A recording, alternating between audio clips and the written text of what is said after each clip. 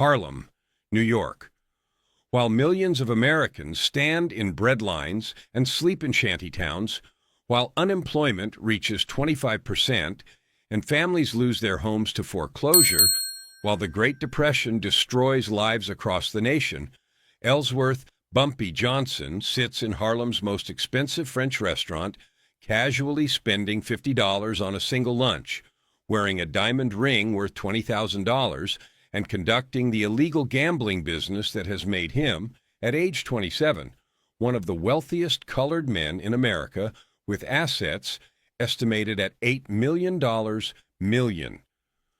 Exclusive photographs obtained by the New York Herald show Johnson dining yesterday at Chez Maurice on Lenox Avenue, the exclusive establishment where meals cost more than working families earn in a week, where Johnson maintains a permanently reserved corner table, and where Harlem's elite, both criminal and legitimate, gather to see and be seen in a parallel world of extraordinary wealth that exists hidden from white New York's view.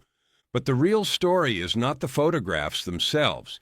It is the staggering accumulation of wealth they represent, and the remarkable 7-year journey that transformed Johnson from an unknown numbers runner, earning $15 per week in 1925, into Harlem's undisputed king in 1932, controlling a criminal empire that generates $5 million annually in personal income, and that has allowed him to accumulate material possessions that rival those of America's legitimate business tycoons. The Herald's 3-week investigation into Johnson's finances reveals a fortune built through ruthless business acumen, strategic violence, and an uncanny ability to recognize opportunities that others missed. A rags-to-riches story that would be celebrated as quintessentially American, except that every dollar was earned through illegal enterprise, and every step upward was built on bodies of competitors Johnson destroyed on his path to power. Federal Treasury investigators who have been tracking Johnson's wealth estimate his current net worth at $8 million, a fortune that in 1932 dollars represents wealth equivalent to approximately $150 to $160 million in modern purchasing power. But beyond the raw numbers, what shocks investigators is the speed of accumulation. Johnson has built this empire in approximately 7 years, averaging over $1 million in wealth creation annually during a period when the average American worker earns less than $1,000 per year and when most businesses are failing rather than growing. The material manifestations of this wealth are staggering. Johnson's primary vehicle is a 1931 Duesenberg Model J, the most expensive and most luxurious automobile manufactured in America. The Duesenberg, custom-ordered from the factory in Indianapolis, cost Johnson $25,000, more than most Americans will earn in 20 years of work, more than the cost of a substantial house, representing wealth so extreme that even most millionaires cannot afford such vehicles. Johnson's Duesenberg features custom burgundy paint, hand-stitched leather interior, bulletproof glass windows installed at additional cost, and chrome accents that gleam even in Harlem's dim street lighting. The vehicle is so distinctive that Johnson's arrival anywhere in Harlem is immediately recognized, the Duesenberg serving as rolling advertisement of his wealth and power. But the Duesenberg is just one of 5 vehicles Johnson owns. His garage also contains a 1932 Cadillac Veuve 16, cost $8,000, armored with reinforced steel body panels and bulletproof glass, used when security rather than style is the priority. A 1931 Packard 12, cost $5,000, used by his driver for routine errands. 2 additional vehicles, combined cost $5,000 for his security detail. Total investment in automobiles, $43,000, enough money to purchase 40 average homes in 1932, enough to support a working-class family for 30 years, spent on transportation that serves no purpose beyond displaying wealth and providing luxury that 99.9% of Americans cannot imagine. The jewelry, $75,000 in diamonds and platinum. The diamond ring visible in yesterday's photographs, a 3.5-carat diamond set in platinum, cost Johnson $20,000 when he purchased it from a Fifth Avenue jeweler in 1931. The ring alone represents more wealth than most Americans will accumulate in their entire lifetimes. But investigators have documented that Johnson owns at least 8 additional diamond rings ranging in value from $5,000 to $15,000 each, for a combined ring collection worth over $100,000. Beyond rings, Johnson's jewelry collection includes 4 platinum pocket watches, average cost $2,500 each, total value $10,000. Diamond-encrusted wristwatch purchased from Cartier in 1932 cost $8,000. Multiple sets of diamond cufflinks, 12 sets documented, average cost $1,500 per set, total value $18,000. Platinum money clips, tie pins, and other accessories, estimated value $10,000. Gold chains, rings for female companions, and miscellaneous items, estimated value $7,000. Total jewelry collection value, approximately $75,000 to $80,000. Wealth that Johnson literally wears on his body that serves no functional purpose, that exists purely to demonstrate that he has resources so vast that spending $20,000 on a single ring is inconsequential. Johnson employs Henry "Hank" Thomas, Harlem's premier custom tailor, who creates suits exclusively for Johnson at $400 to $500 per suit. Witnesses report Johnson owns over 100 custom suits, never wearing the same suit twice in any month, treating $400 suits as disposable fashion rather than as investments to be carefully maintained. At average cost of $450 per suit, Johnson's suit collection alone is worth $45,000. His shoe collection exceeds 50 pairs of custom-made shoes crafted by a Harlem cobbler who charges $100 to $25 per pair. Total value $6,250. His shirt collection includes over 200 silk shirts at $30 each, when ordinary shirts cost $2, total value $6,000. His accessories include custom hats, $50 to $100 each, over 30 owned, leather gloves, $25 per pair, dozens owned, and silk ties, over 100 owned at $15 to $25 each. Johnson employs a personal valet who maintains this wardrobe, who ensures shoes are polished daily, who rotates suits to prevent wear, who treats Johnson's clothing with the care that museums devote to priceless artifacts. He employs a personal barber who visits his residence 3 times weekly at $25 per visit, spending over $3,600 annually just on haircuts and grooming, more than most families earn in 3 years. Johnson's 4-story brownstone at 409 Edgecombe Avenue on Sugar Hill, Harlem's most exclusive address, was purchased in 1931 for $85,000, a price that shocked the real estate market when comparable properties were selling for $30,000 to $40,000.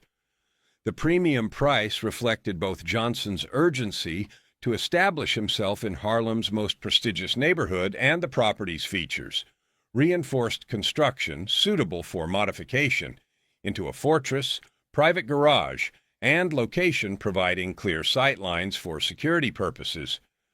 Johnson immediately invested an additional $75,000 in renovations and furnishings, steel-reinforced doors and bulletproof windows, $15,000. Hidden safe room accessible through moving bookshelf, $8,000. Custom furniture imported from Europe, $20,000. Persian rugs, artwork, and decorative items, $18,000. Security systems, lighting, and modifications, $14,000. The residence operates with a full-time staff of 5. Cook, salary, $40 per week. Housekeeper, $35 per week. Driver, $50 per week. Valet, $45 per week. And 24-hour security guard, $60 per week. Total annual payroll of $11,960 just to maintain a private residence. More than 10 working-class families' combined annual income. Monthly operating costs including utilities, food. Johnson insists on the finest ingredients. Wine cellar maintenance. His collection of illegal French wines is valued at $15,000. And miscellaneous expenses exceed $2,000 monthly or $24,000 annually, spent merely to maintain a lifestyle while millions of Americans lack basic shelter.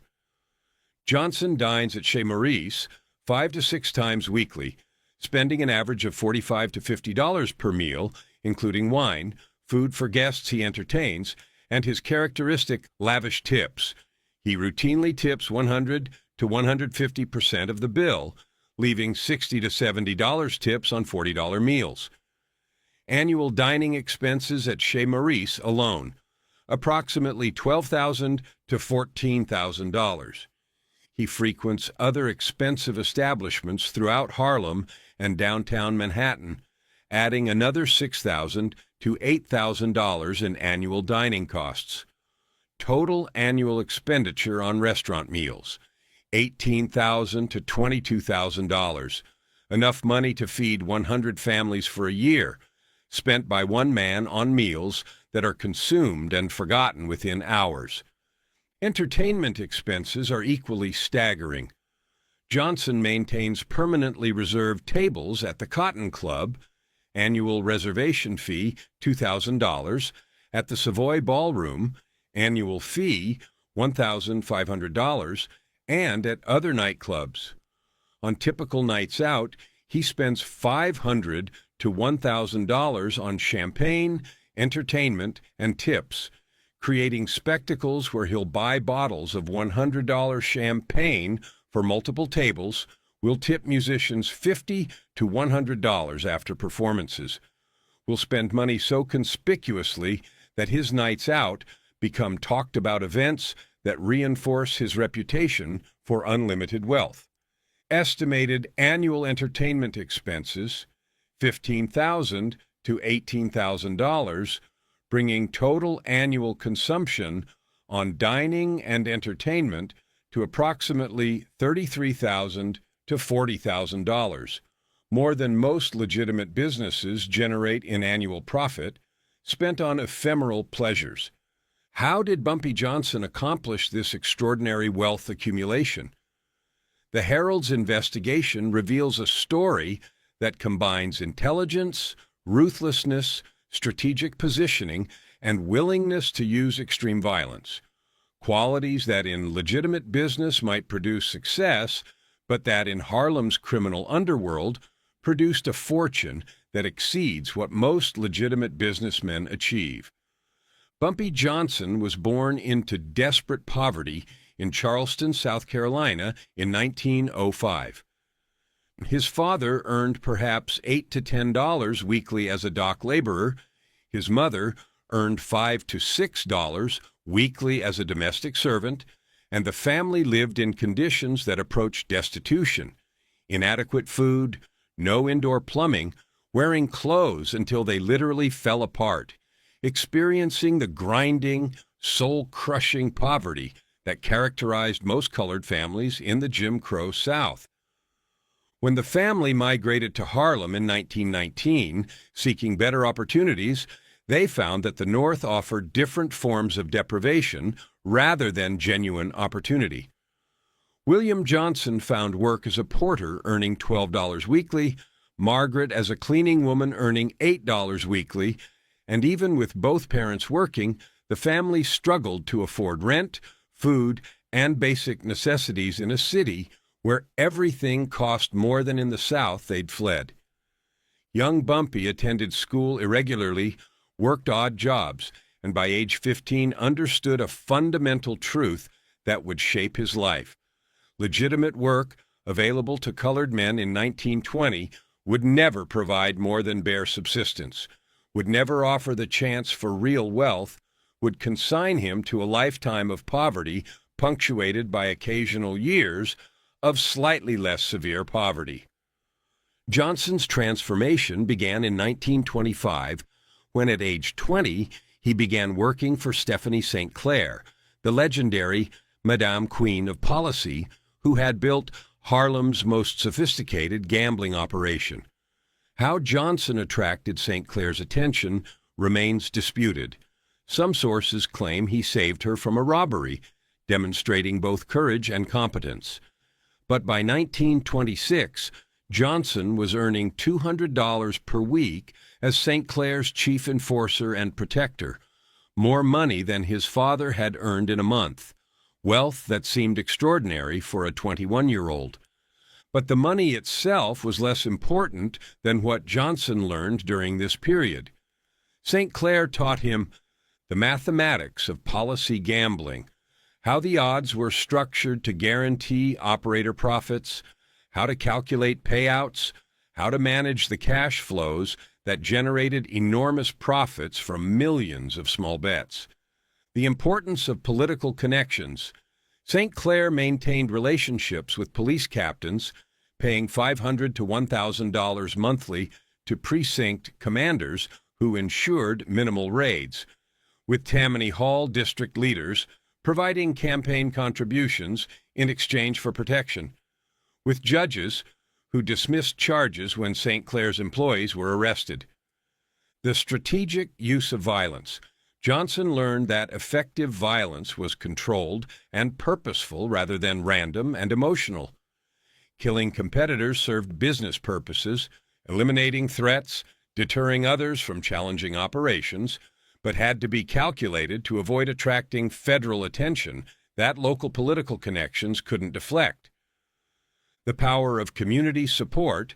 St. Clair employed hundreds of Harlem residents, contributed to churches and charities, positioned herself not as an exploiter, but as a successful businesswoman who provided opportunities unavailable in the legitimate economy. This created protective loyalty that was more valuable than any amount of violence could produce. By 1928, Johnson was earning approximately $15,000 annually, roughly $200,000 in modern purchasing power, extraordinary income, but still nowhere near the wealth he would later accumulate.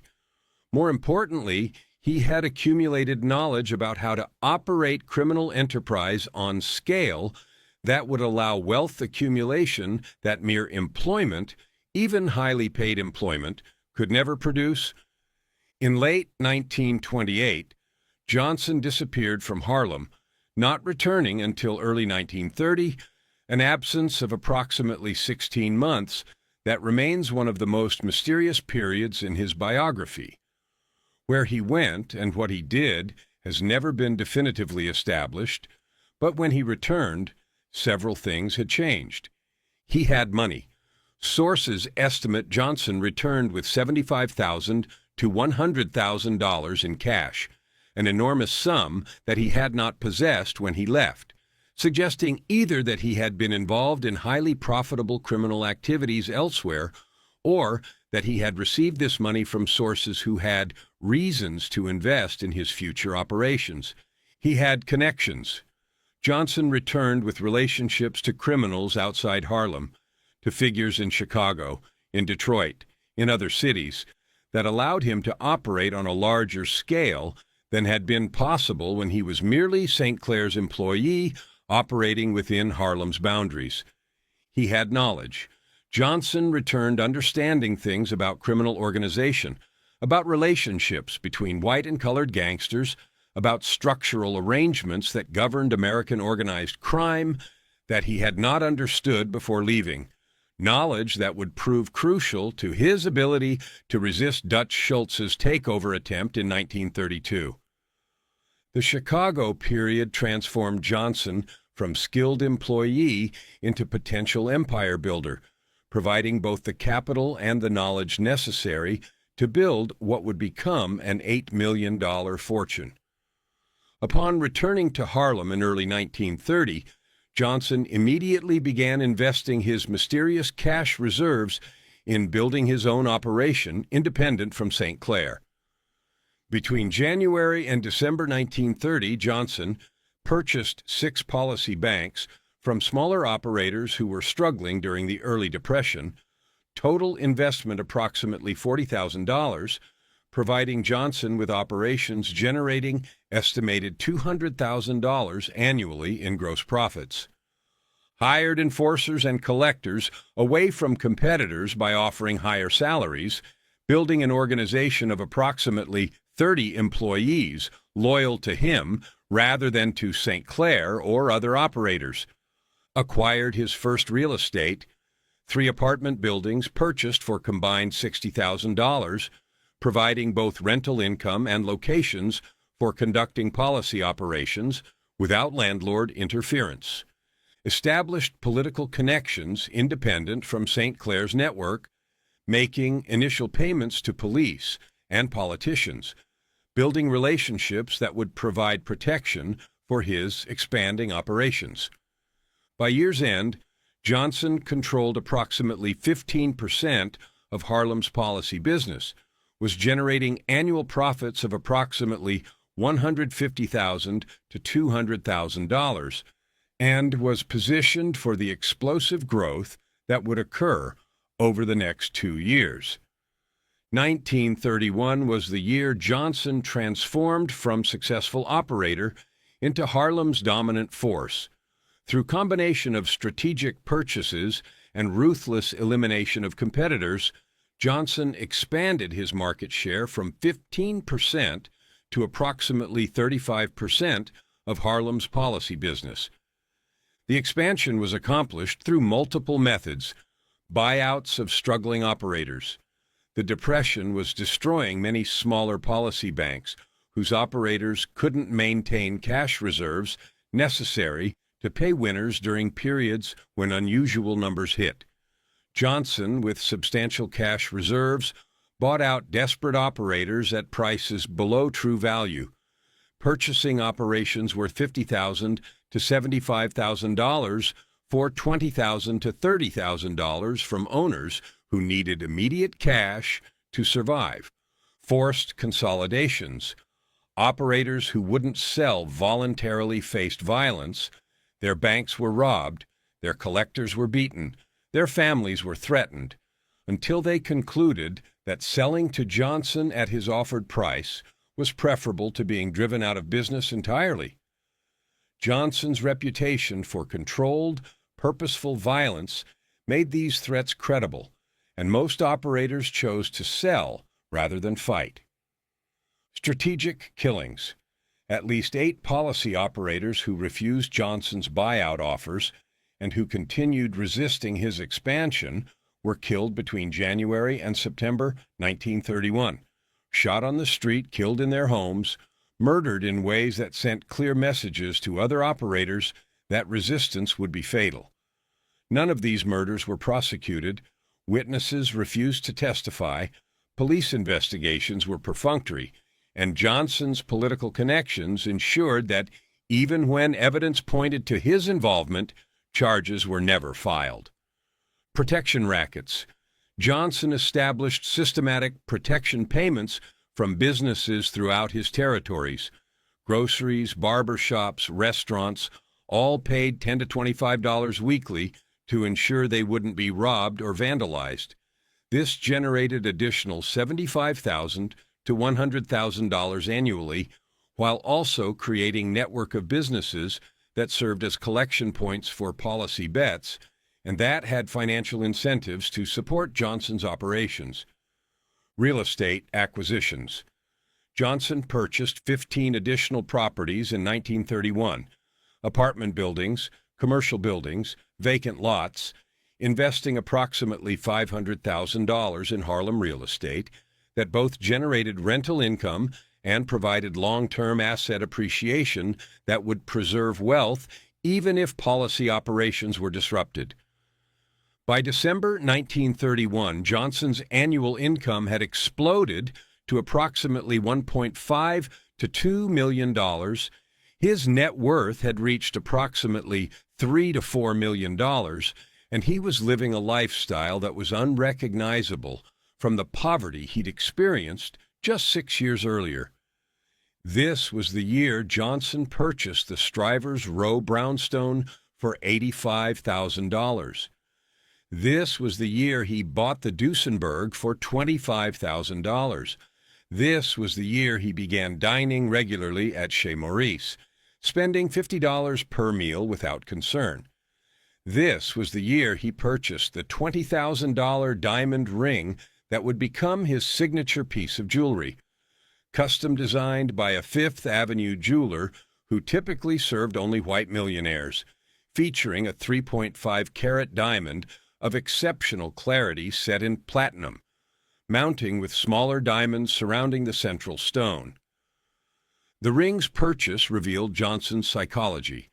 The jeweler initially quoted $18,000, but Johnson insisted on modifications, larger side diamonds, more elaborate platinum work, custom engraving that increased the cost to $20,000, specifically so that he could tell people he owned a $20,000 ring rather than an $18,000 ring.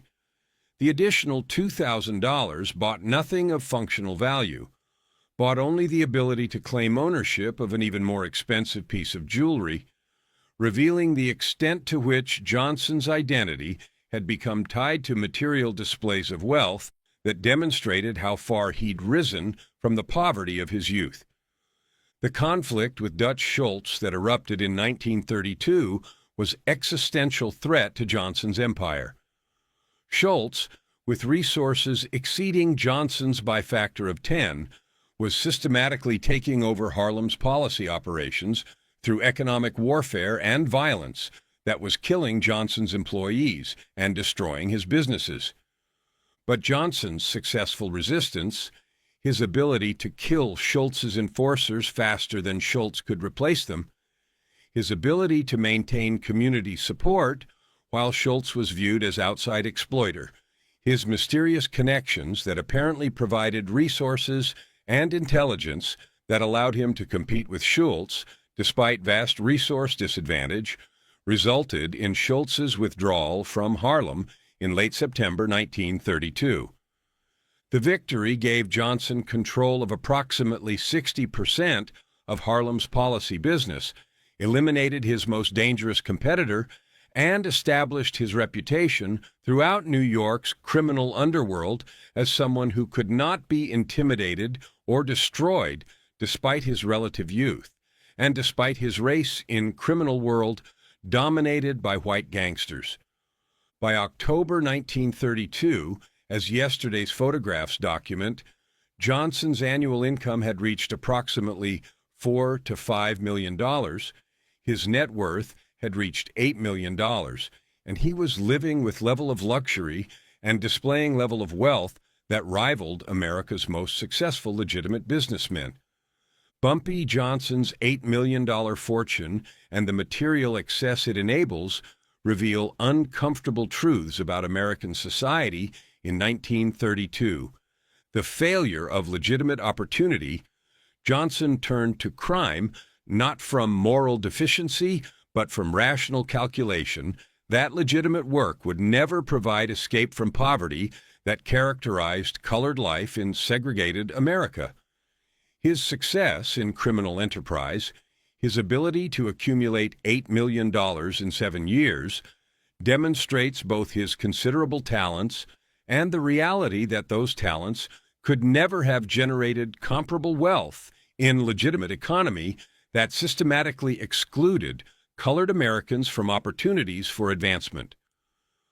The profitability of vice during Prohibition, Johnson's wealth was built entirely on activities that millions of Americans engage in: gambling, drinking alcohol, but that prohibition and anti-gambling laws made illegal. The criminalization of these activities created enormous profits for those willing to operate illegally, profits that exceeded anything legitimate businesses could generate, demonstrating that prohibition has created perverse incentives where criminality is more profitable than lawful behavior. The normalization of corruption, Johnson's ability to operate openly, dining at expensive restaurants, driving $25,000 automobiles, living in $85,000 brownstone, demonstrates that Harlem's political and law enforcement institutions have been so thoroughly corrupted that criminals can flaunt their wealth without fearing prosecution. The photographs showing Johnson conducting business while legitimate elites dine nearby reveal that crime has become so integrated into Harlem society that it's no longer seen as aberrant, but rather as normal aspect of economic life. The material emptiness, Johnson's $20,000 ring, his $25,000 automobile, his $50 meals serve no functional purpose beyond displaying wealth. In an era when millions starve, when families lose homes, when children go without adequate food or clothing, Johnson's conspicuous consumption represents obscene allocation of resources to purely symbolic purposes, jewelry that serves no function, vehicles that provide transportation no better than cars costing 1/10 as much, meals that provide nutrition no superior to food costing 1/100th as much. His wealth accumulation demonstrates that even extraordinary success in building fortune provides no genuine fulfillment, only generates appetite for ever more expensive displays that can never satisfy the psychological needs that drive the accumulation.